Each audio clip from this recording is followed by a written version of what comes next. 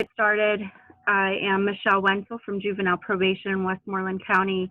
I have been graciously asked by my friends at Westmoreland Drug and Alcohol to talk to everybody about sexting. I am not a sexpert. That's what I had been referred to by one of the kids in the class that I had run. This is a program that was designed by our office. It's very general information, and I'm just hoping that everybody gets a little out of what we do here in Westmoreland County to address this issue of sexting. So I'm grateful to Julie and the Sarahs and to Colleen for letting me talk this morning and keeping me busy and keeping us all busy. So I imagine that we'll do question and answer towards the end of this presentation. This is my first Zoom meeting, so bear with me. I have no idea what I'm doing, so per usual. But I'm going to turn my video off, and then we'll get started with the presentation. And if you have questions, you can type them in or chat, and I think Julie will help me, hopefully, with answering any questions you have. Okay. All right. Thank you, guys.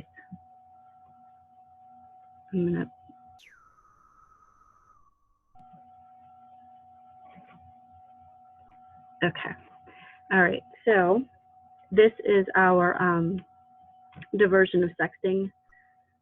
I'm sorry, the dangers of diversion, the dangers of sexting diversion program. Sorry, I haven't had enough coffee. This program,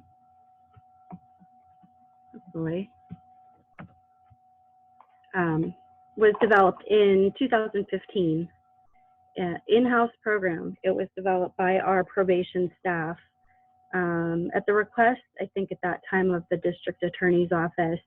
We had an influx of cases, and our prosecutors at that time really did not, I don't think, want to fully prosecute some of these cases that were making, of juveniles that were making, silly mistakes with their phone and technology. So they had asked our department if we had any idea on how we could help these kiddos and their families not be fully prosecuted, and maybe give them some type of educational and diversion type intervention. So we came up with some programming. We had some materials that were given to us by this, I think, the state of Florida, and myself and a few coworkers and our director at the time had met and came up with just a very low-key educational type presentation for these kiddos. We knew that we were going to be working with kids, as young as 10 years old and up to the age of 18. And so we needed something to be very on everybody's level. And that's where you'll see in this particular presentation, I have taken, I think, like, I don't know, maybe three presentations and kind of mishmash pieces of them together. And, and it's again, designed to be educational and informative, not punitive, and almost at every age level where people can, understand, kids and parents and community and teachers and other, other people that we present to throughout the county. So you can see the overview of the program here. It is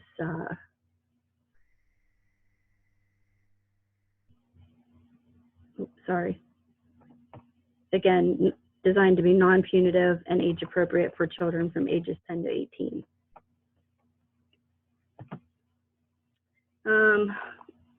We've been doing this for a few years now.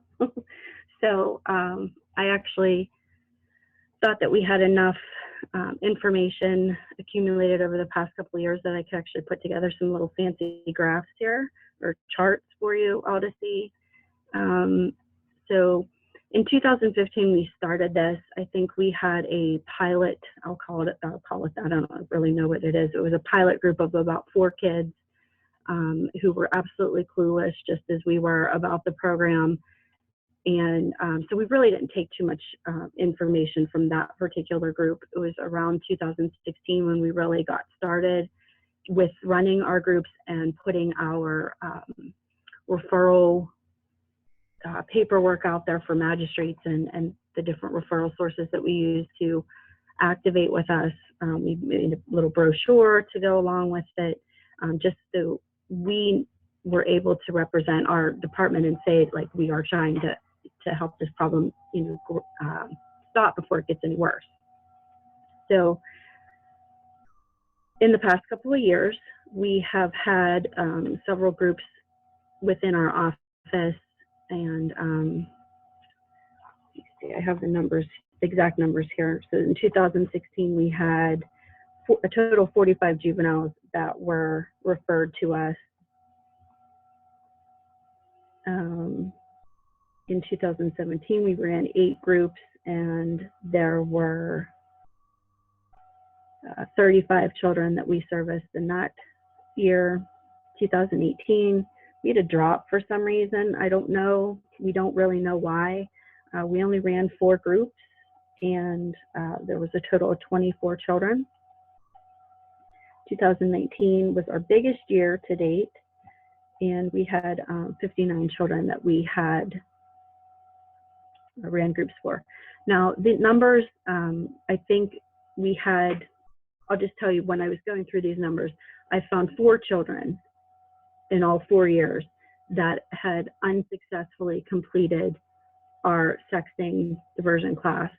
Those kiddos were referred back to whoever the referral source was. I think they were the magistrate children, and their case was handled outside of our diversion program. So in 4 years, we've only had, I think, 4 children that have unsuccessfully completed this particular program. So I think that's pretty good. Hey, Michelle, someone has a question. How are students referred? Can schools refer? Oh, you're going to get to that? I will. Yep. Okay. I will get to that. But thank you. Sorry. Am I supposed to keep this chat bar open, Julia? I don't know. I can't. No, you don't have to. I just figured I'd ask. Okay. It's coming. Okay. So those are our numbers in the past couple of years. We have a few referrals already for 2020. We actually had a class scheduled on April 6th, and we had to cancel that because of the pandemic, but we will be rescheduling those kiddos in the near future.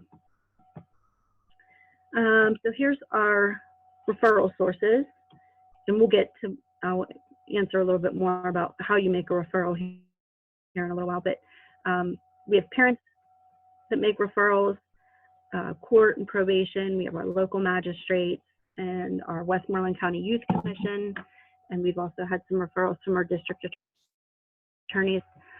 When you see the parent referral, the 5 that have been referred in the past couple of years have actually been initiated by police contact. I've had local departments reach out to me personally and say, hey, Michelle, I don't want to press charges against these kids, but they need intervention. Can I have the parents reach out to you and, help these kids? So that's why we don't necessarily say it was a police referral. We say it was a parent referral, because the parents actually have to sign off on our referral form, just that they agree that the kiddos will come in, since they are not really truly being mandated by the court or like the local magistrate to come in. You can see from this chart that most of our referrals come from our local magistrates, and how that process works is I believe the children get in trouble for wherever, in school or at home. The police initiate contact. They file charges with the local magistrate, and then the local magistrate reaches out to our department to handle the case in a diversion matter. And then we have our youth commission. and again, our district attorney's office. Another question I always get from the adults in my life is who sexts more? And these are the numbers. 2016, we had girls. Let me look at my numbers here, I'm sorry. We had 30 females and 15 males. 2017, we had 15 boys. No, sorry, 15 girls and 20 boys. 2018,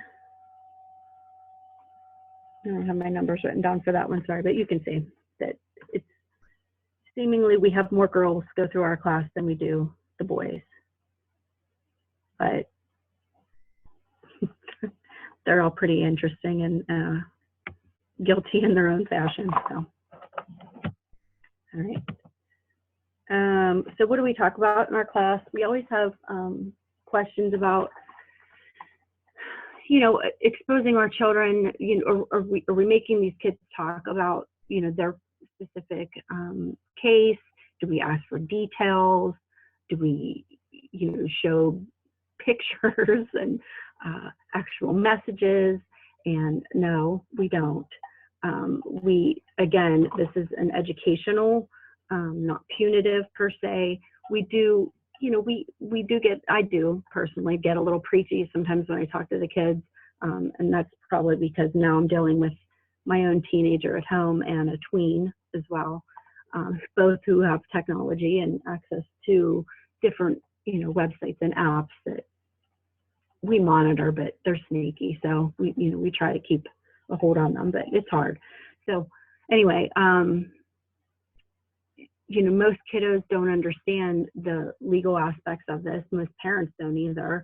We work it every, you know, our probation staff, we work it every day. So we get it. We get the legal terminology, but these kids don't. And that's what I've learned over the years of doing this, is that they don't realize the seriousness of how bad it can get for them in, you know, by sharing pictures or taking pictures.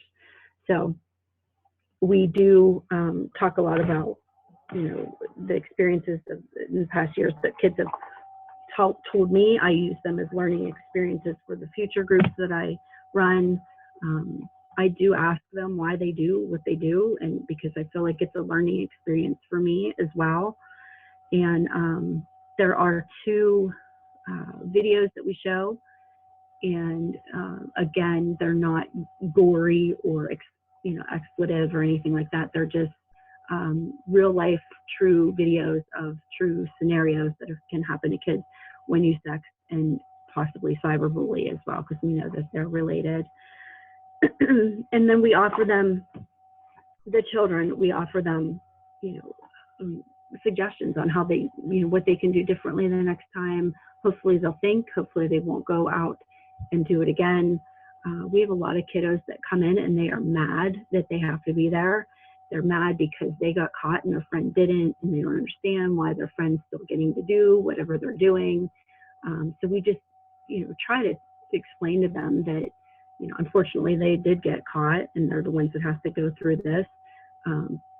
And that hopefully maybe they'll walk out of there and they'll be able to tell their friends, you know, what they learned and not make the same mistakes again. And again, just going back to that second bullet point, they are not, when the cases are sent to me, the referrals are sent to me, I get absolutely no information about the particular case. I get a referral form and maybe a copy of the citation, but that's very limited information on that as well from the police department. And so, sorry, there's little things popping up here. I don't ask kiddos to share specific information. If they volunteer and it's appropriate to be shared, we do explore that with them, and we will, but a lot of times I don't want to re-victimize anybody. I don't want to traumatize anybody.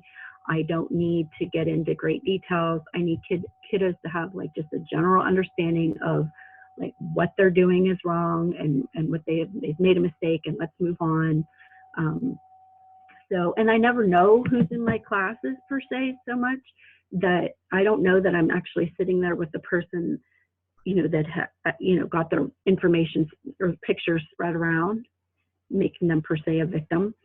I never know if I'm actually sitting in the class with the kiddos that have bullied that person or sent that person's nudes around. So, okay. The most frequently asked questions that I get from the adults and some of the kiddos, but mainly the adults, who can make referrals. So we get referrals from police and local magistrates. We get them from our courts.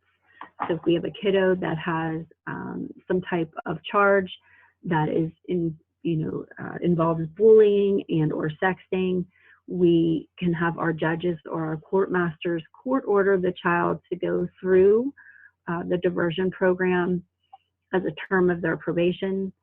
And we also have sometimes our probation staff just feels that their kiddos may benefit from a little bit of intervention. So they just privately refer to me, and I'm okay with that. And we also have our district attorney's office.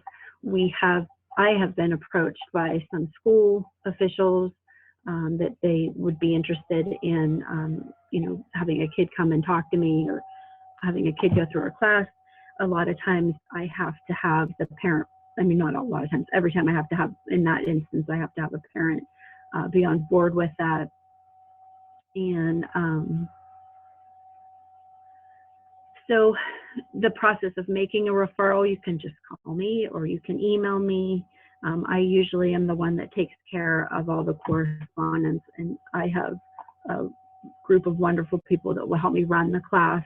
But as far as like coordinating and setting up the classes, I take care of all that. So, and my contact information will be at the end of this slideshow, so you can write that down, or Julie can share, however you guys are doing that. So making a referral is email, call, fax. I schedule the class. I notify the parents and guardians of classes. The diversion program is held usually at our juvenile service center in Greensburg. I have been known to take my show on the road. Again, we have probation officers in every school, and I have been invited to some of the schools to come and talk and run my groups there as well. So that's really nice. And the times in the summer, we usually hold them during work hours, because we know kiddos are off of school during the school year. We usually have it right after school. We haven't had any on the weekends. The class itself is 2 hours, and we try not to go over 2 hours. We know that kids have been sitting at school all day, and I don't really need to be yapping at them for any longer than they've already been yapped at all day long. So parents at this point do not have to attend. They are welcome to take a look at all the materials that we home with our kiddos after the class, but I have not yet invited any parent to sit in. I really don't feel like I get true testimony from the kids or interaction with the kids if I knew their parents or guardians were going to be sitting there. And also, I don't really open that invitation for, just fighting or bickering in the classes. I want the kiddos to come in again and just be educated and have a general understanding without having any conflict. So, and then I take care of notifying, whoever refers the class to me, whether it's the magistrate or the police or the parents, or I take care of notifying everybody, when the kids have attended or not. Okay. Just more information here. Parents, local law enforcement, probation officers, judges can make referrals. We schedule the classes. They're notified by mail. I also call them a day or two before, call the family the day or two before, just to remind them of the class and then answer any questions. We always get, questions about where we're located and, is it a secure building and will the kids be safe and will they be monitored? And so I hopefully derail all those questions when I give them a call. Again, it's held at our service center, sometimes local schools, class is 2 hours. So, parents aren't required. Oh, those are all the answers to the questions that I just gave you. Sorry. All right, so in the class, again, you in this presentation, you'll see some of the slides that we use within our presentation. So if it looks like it's like, if the slides are talking to children, they probably are, because I've used them in the presentations that I've used in the schools and with our youth commission. So we always, at the start of every class, ask the kids to think about some things. And I personally want to gauge what they know, if they know anything. And we always ask these same set of questions at the end of our class as well, to see if their opinions have changed. And again, very relatable information to a 10-year-old as to a 17-year-old. So again, just keeping it very scaled down so everybody can understand. We always ask the kids what is sexting, if they know what it is. And then I tell them that sexting is a real live word in the real live dictionary. Sorry, my things are moving ahead here. It has a real live definition. It's a real live word in the dictionary.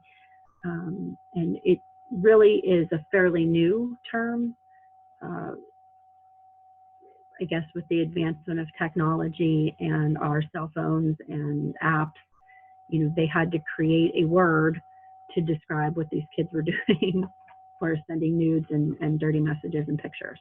So you can see the actual definition of sexting there. It only really truly applies to kiddos under the age of 18. If you're over 18 and you're sending nudes, I don't think it's illegal if you send it to another 18-year-old, if you're willing to send and do that. Now, if you're 18 and you're sending, provocative pictures or messages to somebody under the age of 18, that's a whole different ballgame. Some things to think about with sexting: you are using your phone, computer, camera. You may think it's harmless. And we get a lot of that in my class. We hear a lot of, I was just sending, a message to my boyfriend and I didn't expect it to get, passed around to the entire cafeteria in the school district and neighboring school district. But that's how it goes a lot of the times. Most recently, we had a situation with one of our middle schools, our local middle school, where we had a little girl who was sending a nude video on Snapchat of herself in the shower, and she intended it to go to one person in Snapchat. I think it was a boy that she said she liked, and in fact she sent it to a group that she was also involved with, and from that group, that snap of her nude body got sent around the entire school, middle school. So a little too close to home here, but it's just honestly that easy, that how one click of can lead to major disaster for a person. So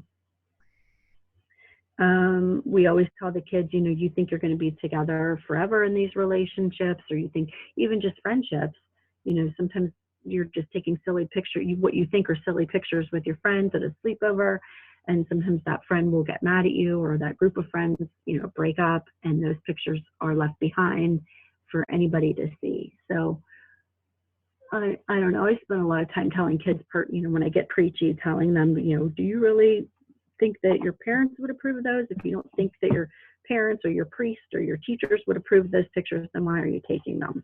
So again, getting preachy. All right, so yes, sexting is illegal. Sending, owning, or taking naked or sexual pictures of someone under the age of 18 is illegal, even if you both said it was okay. And that is that boyfriend, girlfriend, girlfriend, boyfriend, girlfriend, girlfriend relationship. And those are videos as well. Well, videos tend to follow along the more so child pornography type crimes, but you know, we do tell kiddos that,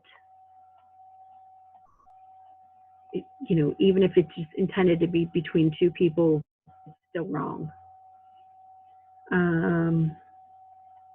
I tell them, you know, if you inadvertently get a picture sent to you, you need to get rid of it, or you need to talk to somebody before you do anything further with it. And you know, they could be on the hook if they continue to hold on to these pictures or do anything malicious with them.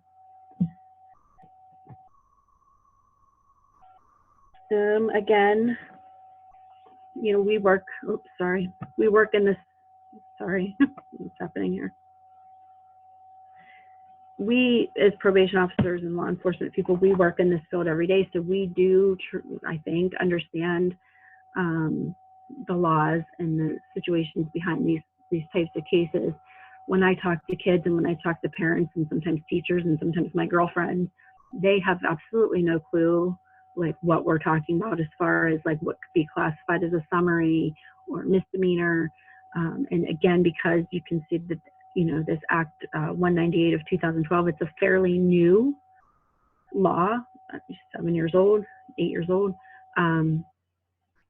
Again, was created because with the advancement of technology and apps and all of the, you know, internet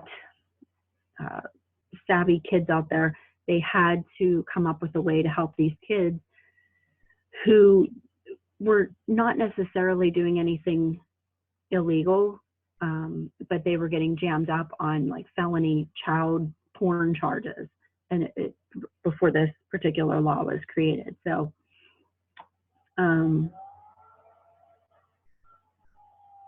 again, created to help more so the kids get more of an education, and as opposed to be penalized or, you know, prosecuted in court. I hope that makes sense. So these particular couple slides coming up here are slides that we have used in our presentation. Again, just to make you familiar with some of the terminology that we use in law enforcement, not stuff you've necessarily heard on Cops or Live PD or whatever else shows you may watch. So we tell kids that summary offenses are bad. They're still bad. They're the most minor type of criminal offense. Sometimes classified as a non-traffic citation, can include disorderly conduct, retail theft.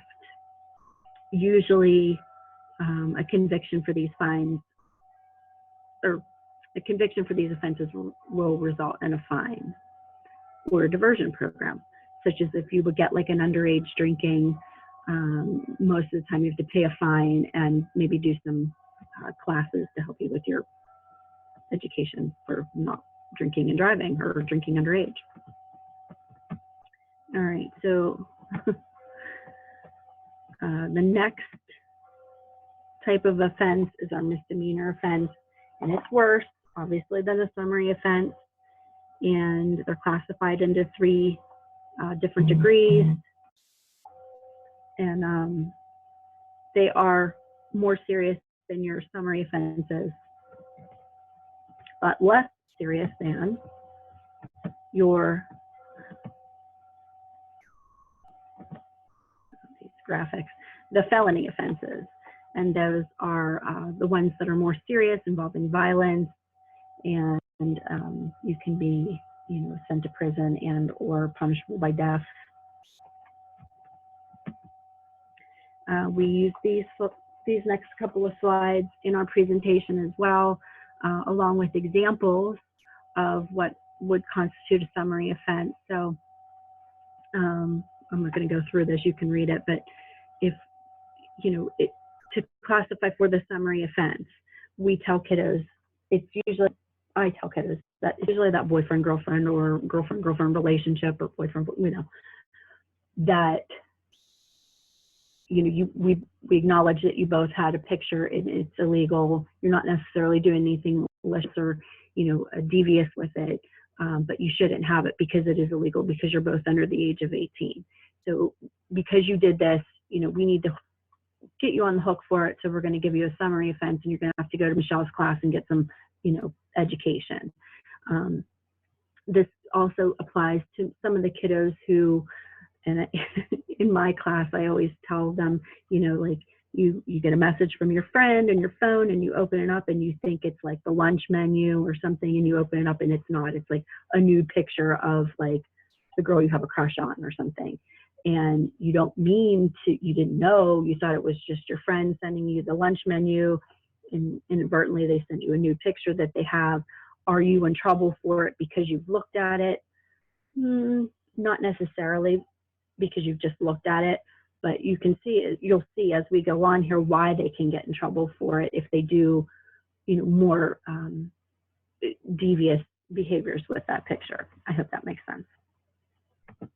So more devious behaviors, as of that kiddo would get that picture and they send it out to share it, to make it, you know, to make fun, or just to, you know, harass or somebody, so that they can get, you know, hooked up with the misdemeanor offense.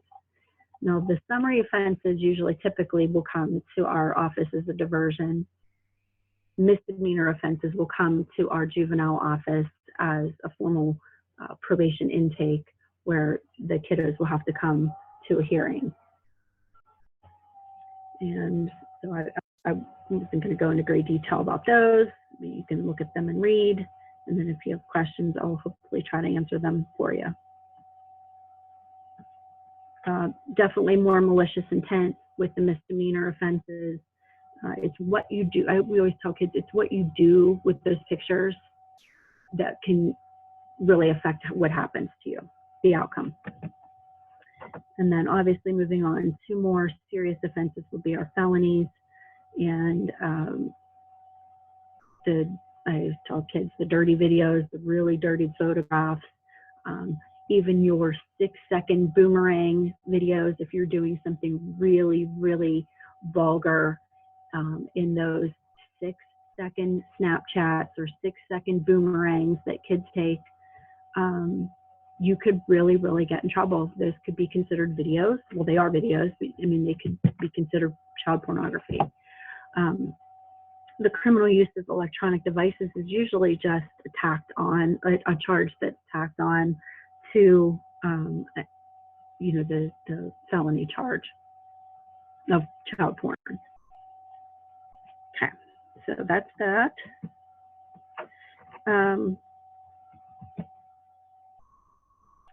These are some quotes that I took from my classes.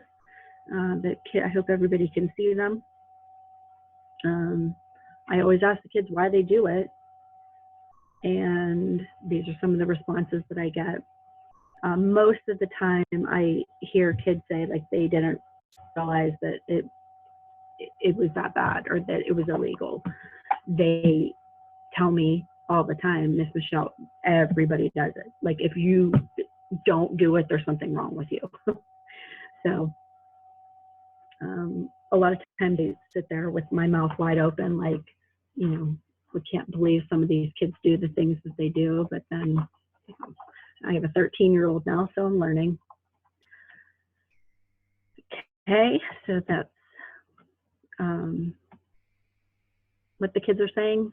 And then things for them to think about. I always, again, this is designed to be educational and get them to think and get them maybe motivated to talk to their friends that are still out there doing it. We want them to think about what they're doing. We want them to realize there's somebody pressuring them to do something. And this isn't just sexting. This is across the board. If somebody's pressuring them to do something that they don't want to do, maybe it isn't the best friendship, maybe it isn't the best relationship. If you're not comfortable doing that, then just don't do it and distance yourself. So we do promote that. Don't just send the photos because somebody else wants you to. Those photos, once they're out there, they're no longer yours. I always ask the kids, what do they think about getting shared? Is anything private? You just never know. I mean, you feel like you can, you're in a trustworthy relationship with somebody, but you just never know when and if that relationship could go bad. And people do things like share dirty pictures and personal stuff, messages, when feelings are hurt. So, and kids can, I feel like they can relate to this when I'm talking to them about that. I feel like they may not offer anything like when I'm saying it, but I can look at their faces and I can see like they know what I'm talking about. So, again, just asking them to reflect about their thoughts and how they feel about their information getting shared.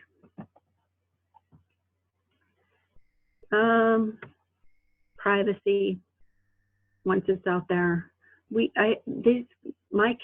everybody screenshots. I screenshot things when I see something funny that I want to share. I'm honestly, goodness, always screenshotting stuff that I want to remember. I need to. I know kids are screenshotting. My kid, has friends. My son has friends that we sometimes will get in his phone because we're crazy like that, and we read his messages, and we have seen in his message threads like screenshots of other conversations other kids have had. So we know that nothing is private. That's basically what I'm trying to say. The kids are very savvy. They will screenshot and take pictures and use it as a way to communicate and get back and do whatever. So kiddos always ask, what are they supposed to do if they get a dirty message or a dirty picture? We always, your first instance as an adult is to tell them to delete it. But it is the right thing to do. I certainly wouldn't want anybody seeing, a nude picture of my child. And I tell kids that all the time too. Like, you need to think, like, when you get caught, there's a good chance that your teacher's going to see it, then your school principal, and maybe the local police man, and he's 45 years old. And do you really want him seeing your 13-year-old naked body?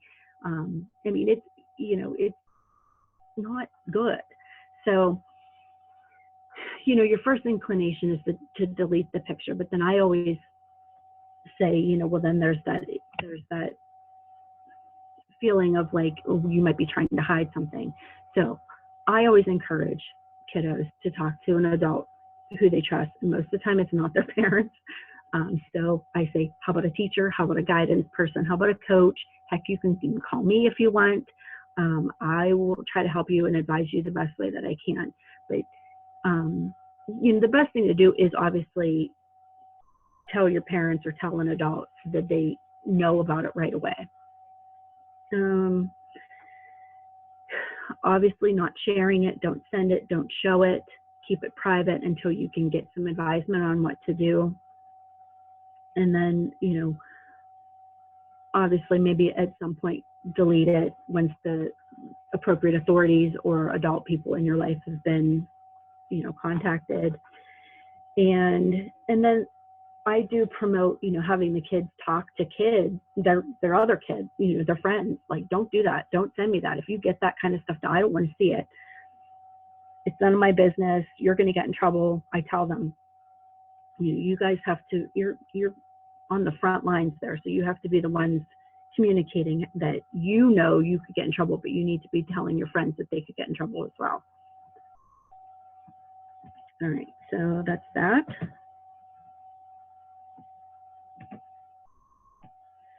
All right, so cyberbullying is a piece that we touch on in our presentation with the kids as well. Sexting and cyberbullying go hand in hand. And just so you guys know, I'm going to put this out there, there are 100 million different and way better presentations on internet safety and sexting and internet crimes and apps than what I put on.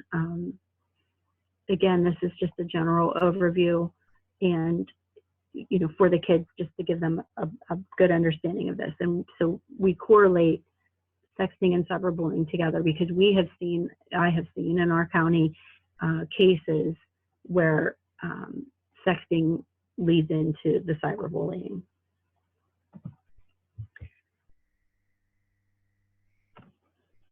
Oh, the graphics. So cyberbullying, I tell kids in my group that it is also a real live word in the real live dictionary now.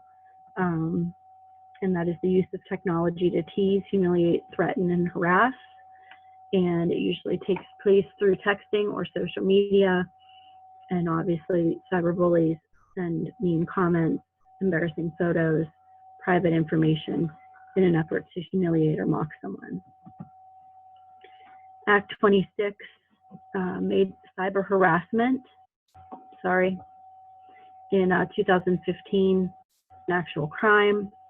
And I don't personally know if we've had anybody in our county, like any juvenile in our county, affected by this or prosecuted for this. I just feel that it's important to tell the people in my group that it's illegal.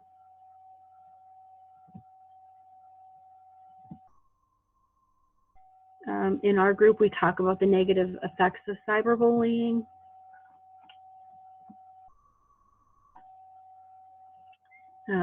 We talk about signs and symptoms of what people on the outside can see. So if you have a friend that's being cyberbullied, or if you're being cyberbullied, this may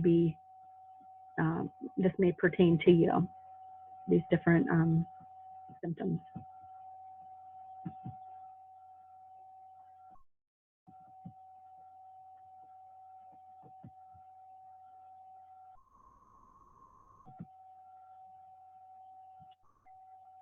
I know that in our county, we do have some children that have completed suicide, and most of the cases that I had been made aware of had some type of internet involvement or some type of cyberbullying piece to it.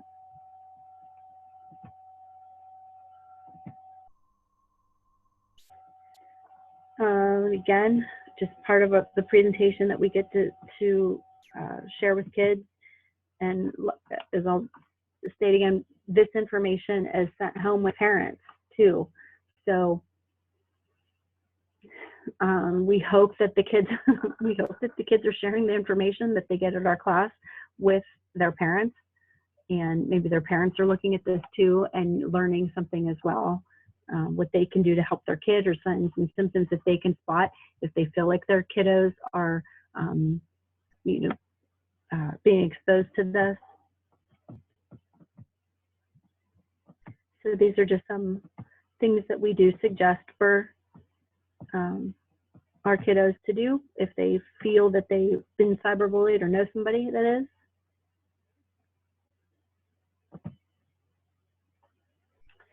And more things for the kiddos to think about.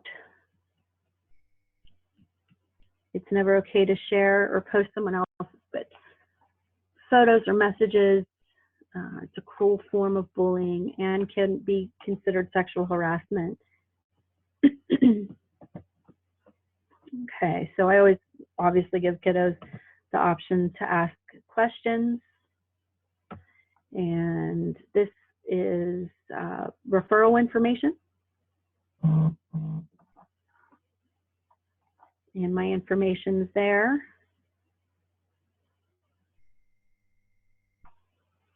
Sorry, I'm going to skip ahead to see what else I have on here. Okay, so this is what, if you are interested in making a referral, this is what your referral form would look like. This one here is for the judge, as you can see on there, but basically there's no request for pro information about the case per se. Again, it is information on just the referral, and I can get a hold of the family to let them know, when they need to be, where they need to be, and then obviously the magistrate information or the referral source information, so I can get the completion letters sent back to them. Again, no personal information other than the charge, exactly what they've been charged with. Okay, so there's my information. I'm the only Michelle in my office right now, so if you ever, needed to get a hold of me, you could just call juvenile probation and ask for Michelle. You have some questions, Michele? I kind of figured that. I see all kinds of stuff happening, so let me pull up my. Are your groups based on age or timing of referrals? Okay, I'm back. Can you see me? I'm back on the screen. Okay.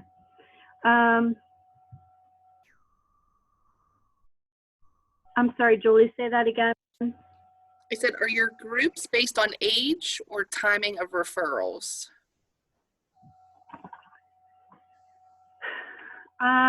Okay, so that's a good question.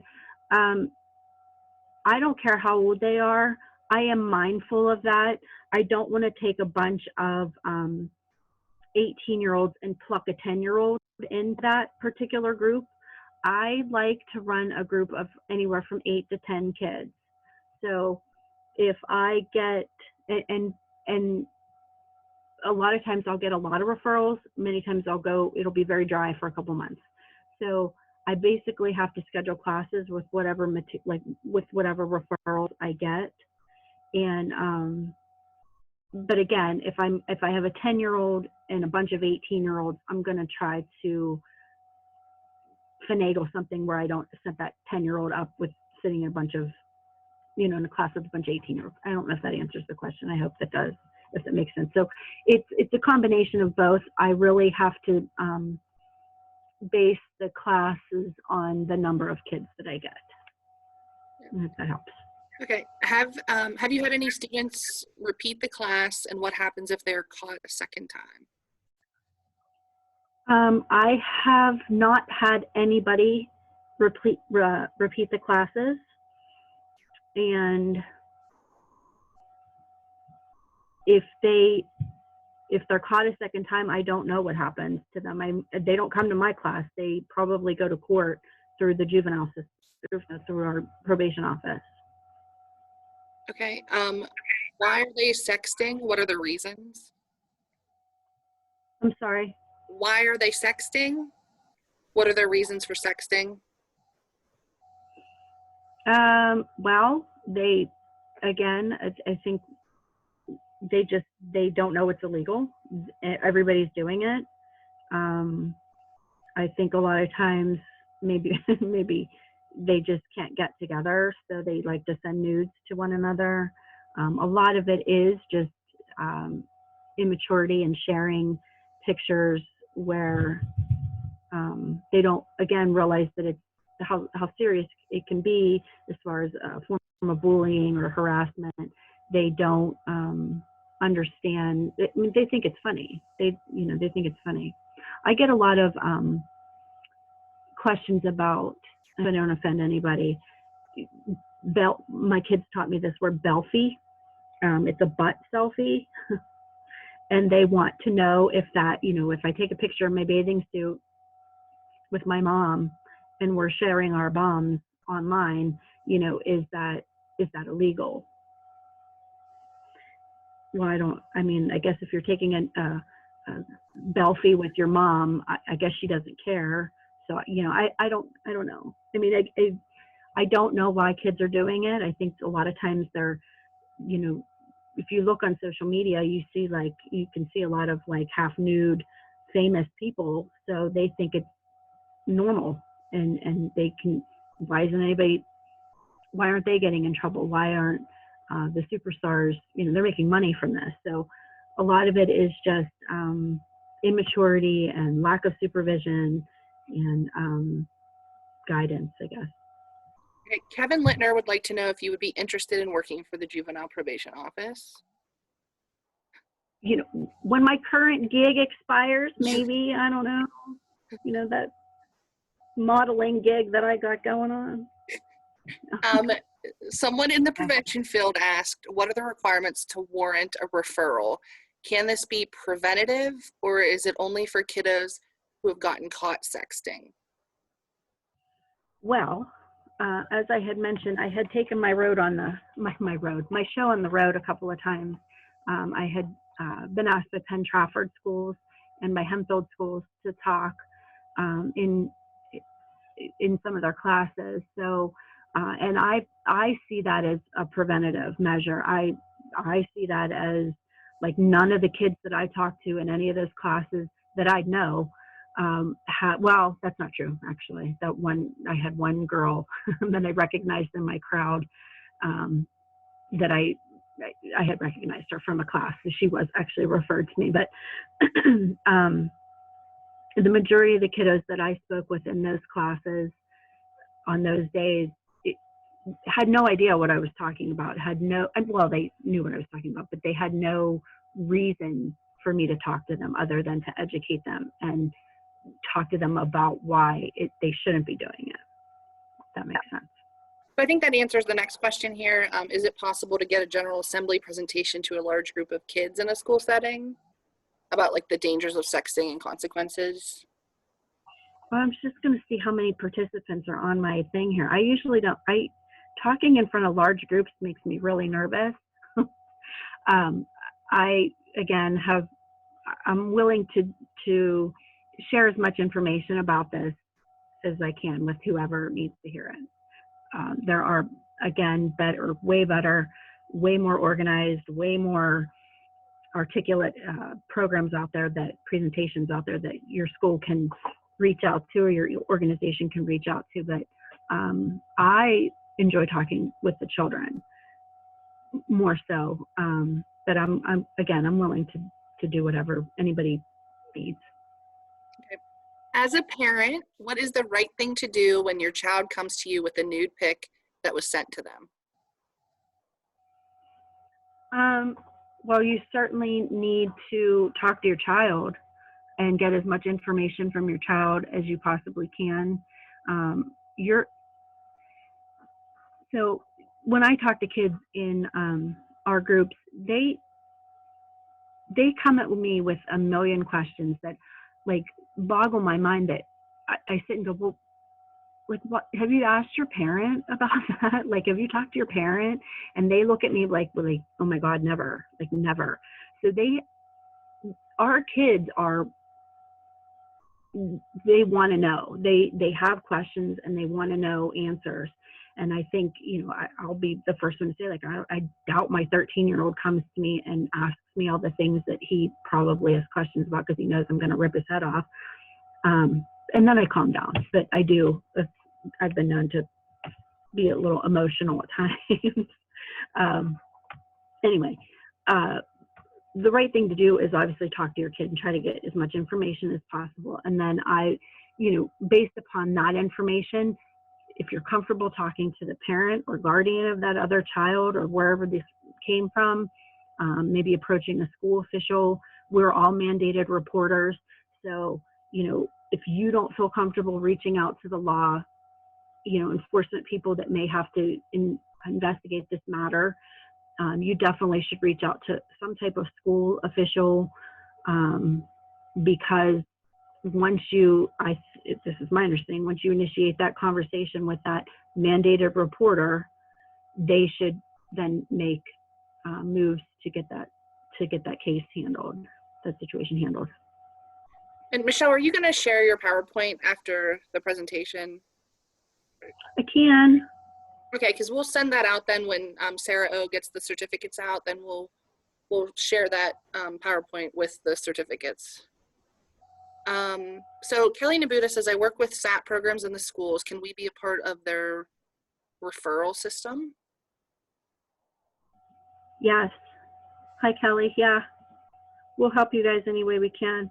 I was trying to pull up my chats. I have 41 chats, Julie. Oh my goodness. Oh. Are the acts related to sexting retroactive? I don't know what that means. I don't know if someone can clarify, if Desmond can clarify that question. Oh, hi, Desmond. I see that. I don't know what that means, retroactive. I don't know what that means. I don't know what she's talking about there. We'll share all of Michelle's contact information when we send out the certificates. And we'll send out her PowerPoint for all the questions on here about her contact and stuff. Do you ever deal with... Desmond wanted to know if you can provide the train the trainer course. That might be a question for Kevin Littner or one of my bosses. I'm happy to share whatever I can to help whoever needs it. Can referrals be made for out-of-county juveniles, such as Allegheny County? No. No, I don't, because I don't know how Allegheny County handles their cases. I mean, I'd be willing to share information with Allegheny County referral sources, but I have never had any out-of-county kiddos participate in this unless they were ordered by our Westmoreland County Juvenile Court. Okay, and you have someone who sent you a question and answer. I was supposed to go to the meeting on April 6th. I am watching this Zoom class with my parents right now, and I was wondering if this could be counted for that or not. Oh, wow. HIPAA. Yeah, so I'll be in touch. How about that? Claudine, I'll let you know. Are there any diversion programs in other counties that you were aware of? I don't know. I have maybe out east. I think somebody had sent me a PowerPoint or a program somebody had made, but it's been years. So I don't know what other counties are doing to address this issue. Again, let me go back and just say, like, this was the brainchild, I think, of one of our district attorneys years and years ago, who were just so frustrated with getting these cases sent to them by the local, authorities. So they, again, reached out to us to ask if we could help. I don't know I have no idea what other counties do. Yeah, I have no idea what other kiddos and counties are doing. And if you're from another county, you can just contact your juvenile probation and see if they're doing something, or if they'd be interested in reaching out to Michelle to start something in their counties. I'm sure she'd be happy to provide her information and her knowledge on the topic. The graph showed 3 out of 4 years, girls were sexting more than boys. Any thoughts on the girls initiating, or were boys asking for the pictures? Thinking back to the classes, girls,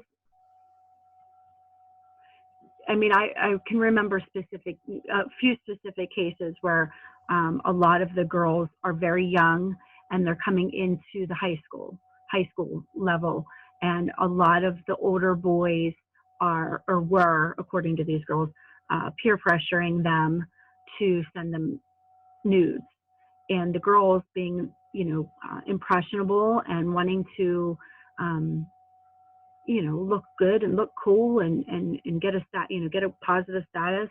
They felt compelled to send their nudes. So a lot of the girls were really the ones that were getting charged with the sexting crime, because they just were doing it. They were asked to do it a lot more by the boys. Are pictures of girls in bathing suits that may have a thong on considered a nude photo and illegal? I don't know. I don't think they're considered nude because they have a thong on. I don't know if they're considered illegal. I guess it would mainly probably depend on the person's age. And then obviously, you know, your law enforcement personnel, depending upon how they look at that, you know, I don't know. I don't know the answer to that. And I've been asked that question by kids all the time. I've been asked about the Belfie questions. If I'm showing my bottom in a picture, you know, at the beach, is that considered illegal? I don't know. It just depends on the jurisdiction and the way that you know, the municipality that you live in and how they look at it and why they're looking at it. You know, I don't know. Okay, one more question on here. Could the more serious offenses, even with the completion of the diversion program, result on an offense on the youth permanent record? Sorry. I get asked about expungement all the time. I don't know the updated and correct answers on advising people how to expunge their record in regards to this. I always tell people that that's a question for your attorney and it's or your judge, but okay, wait, let me go back. The more serious offenses, even the completion, I mean, yes, the charge will stay on your permanent record until you make motions for expungement. What happens if someone is a repeat offender? Do they get charged with a felony? It depends on the circumstances of their particular case. The crime has to fit the charge has to fit the crime, or however you want to say that. Like it has to fall into specific categories to be considered a felony or a misdemeanor or summary, and that's based upon what happens in the actual case. Okay.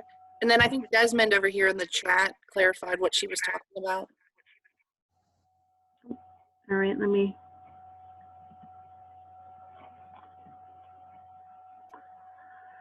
Oh, okay. Retroactive mean. Okay. If a person was previously charged with a similar sexting related offense and provided a more serious charge, such as a felony, did the act reduce the charges to a lesser offense? I don't know.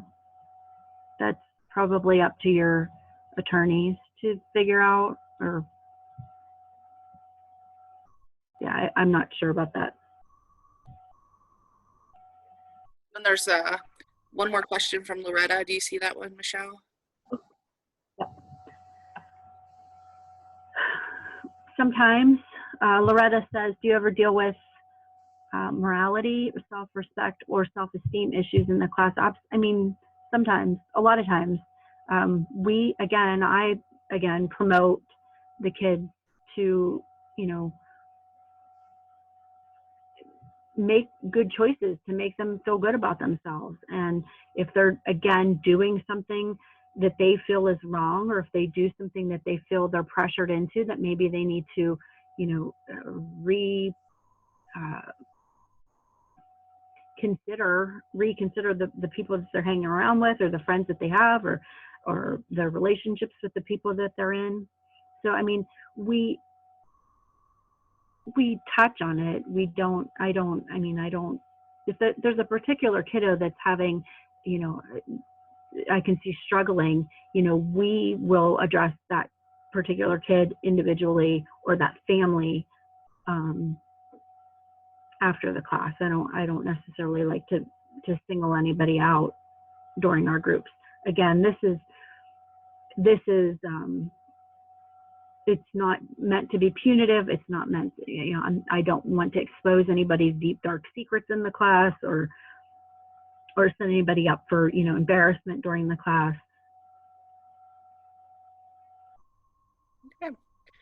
I think that's all the questions we have, Michelle, for you. I just want to throw out a reminder. A quick reminder to everybody on the call.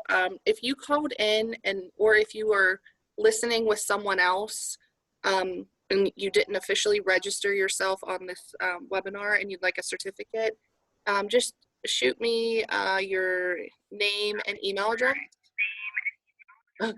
and we'll get you a certificate. And what do you have on, Michele? I just wanted to show everybody. Nice. If you're not doing it, you better start. 'Cause I'd like to get back to work, and I'd like my kids to go back to school. Really. Awesome. Well, if everyone's good with questions, thank you so much, Michele. You were wonderful. Great information. And school's closed for the year. Listen to Bobby. Thanks, Bobby. Thanks, Bob. How close are you to the camera? Not real close. Thanks. And we'll be sending out another email with your certificates and the PowerPoint presentation and Michele's contact information. So thank you again, Michele. Thank you guys so much. Again, I appreciate, again, Julie and the Sarahs for you guys doing this and keeping us busy, and love the networking, and I love learning about the stuff that you're presenting. Great job to Greg Norton the other day on vaping. I learned so much, so I'm so grateful. I really am, and I mean that. I lie about a lot of things. I'm not lying about that. I'm really grateful for this opportunity to keep these webinars going. So, and I'm also grateful that you guys asked me. That's kind of cool. Anytime. Well, thanks again, and hopefully we'll join us next week for our 2 webinars we have next week, and we'll give you more information in your email as well. All right. Thank you, guys. Thanks, everybody. Keep safe. Happy Easter. Yeah, happy Easter. Bye-bye. Bye.